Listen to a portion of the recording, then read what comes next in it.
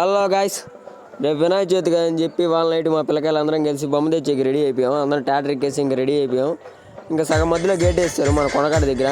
మన పిల్లకాయలు ఖాళీగా ఉంటారు కదా అని చెప్పి మంచి పాట ఒకటి పెట్టి వేసుకొని అందరం డ్యాన్స్లు వేస్తూ ఉన్నాం ట్రక్కులో. మీరేం రేసు అని చెప్పి మా పిల్లకాయలు అందరు కిందకి దిగేసి మిగతా వాళ్ళందరూ కింద డ్యాన్స్లు వేసుకుంటున్నారు వాళ్ళ పాటికలు. ఒకసారి గేట్ ఎత్తేసారు.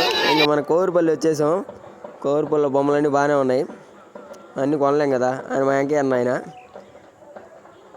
మనం టెంకాయ కొట్టరా మామ అంటే 3 సార్లు దిష్టి తీసాడు, కప్పుర కింద వేసాడు. ఏదో బాల్ ఎత్తినట్టు లేపి కొట్టడం కింద కొట్టాడు ఒకసారి. అందరు కామెంట్ చేసి రెండోసారి కొట్టాడు అట్ట. మళ్ళీ ఆకాశోవాలమన్నారు, అయ్యేం తడిసిపోయాం దగ్గిపెట్టి, అదేం వెలగట్లేదు. ఎట్ట మూడోసారి ఎట్ట వెలిగింది ఆకాశం, వదిలేసాం పైకి. ఇంకా మన వాళ్ళు బొమ్మ ఎత్తడానికి రెడీ అయిపోయారు. తినలేదంట, అందుకని లేగవట్లేదంట బొమ్మ ఎవరికి. గట్ట మనకి బయట రోజులు వచ్చి గట్ట సహాయం చేశారు బొమ్మ ఎత్తేకి ట్రక్కులకి.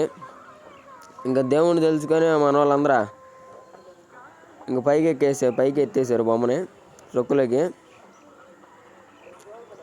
ఇక్కడేం ఫుల్గా వర్షం పడుతుంది, అయినా మన వాళ్ళు లెక్క చేయకుండా బొమ్మ పైకి ఎక్కిచ్చేసారు. మన పిల్లకాయలు పైకి ఎక్కిచ్చేసి పట్ల గప్పిచ్చేసాము. ఇంకా రిటర్న్ అయిపోయాము. వెళ్తున్నప్పుడు కూడా ఫుల్ వర్షం, అసలు ఆగనే ఆగట్లేదు, వచ్చినప్పటి నుంచి పడుతూనే ఉంది. మనం ఇంకా డీజిల్ కొట్టించేసుకొని మేము డాబాకి రిటర్న్ అయిపోయాము అందరం. ఎవరన్నా ఈ టైంకి వచ్చి డాబాకి వచ్చేవాళ్ళు ఎవరన్నా మన పిల్లకాయలకి లాలీపాప్ అవి చెప్పాము. మనం ఇవాళ నాన్ వెజ్ తినము. ఇంకా వాళ్ళకి లంబా చికెన్ రోటీ అవి చెప్పేసాము. నాన్ వెజ్ అంతా తినము ఇవాళ. మేము బొమ్మతో వచ్చాం కదా, పిల్లకాయలకి ఏం పట్టింపులు ఉండవు కాబట్టి పిల్లకాయలు అందరూ తినేస్తున్నారు.